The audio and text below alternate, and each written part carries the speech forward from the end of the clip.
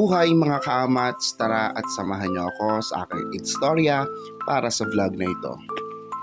Simulan natin sa lock session virtual pero hindi ka naman nakinig. Uminom tayo ng tubig na malamig kahit may ubo ka na at syempre na-expired na ang iyong Microsoft dahil hindi naman ito legit. Sumakay ako ng tricycle na mas mahal pa ang bayad sa kape ng Starbucks. At kahit ganito ang kalakaran ng mga tricycle driver ay sumakay pa din tayo dahil kung tayo ay mag-jeep, patigil-tigil ito parang internet connection mo na hindi mo na alam kung ano ang gagawin. At dito nga sa may arkong ito nagkakaroon ng checkpoint kaya naman kung wala kang lisensya siguradong mapapaurong ka. Wala tricycle, sumakay ako ng jeep papuntang Calmar dahil doon ako sasakay sa school na aking pinagtuturuan. Maraming salamat nga pala sa jeep na ito na pinagot ako sa pag-abot ng mga bayad.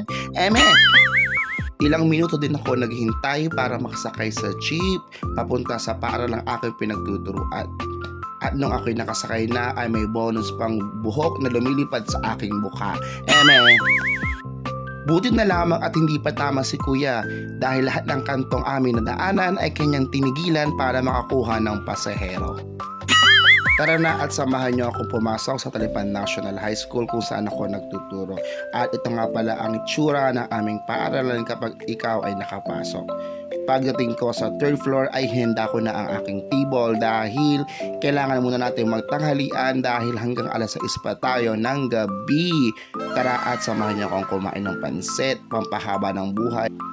Meron din pala akong dalang kanin dahil ang mahal na ngayon ng kilo ng bigas.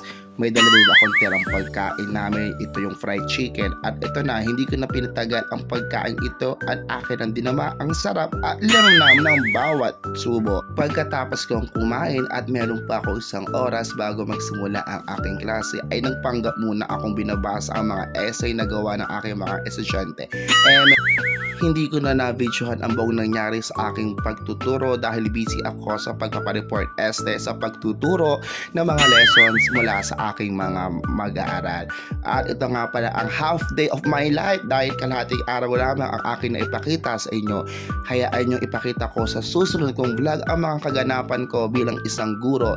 Kaya naman maraming salamat. At ito na, pasadong alas 7 na ng gabi na nakabalik tayo sa ating munting tahanan dahil ano pa ba ang traffic dahil dumaan naman tayo sa may pinakamahabang tulay dito sa Lucena, ang Dumakaari.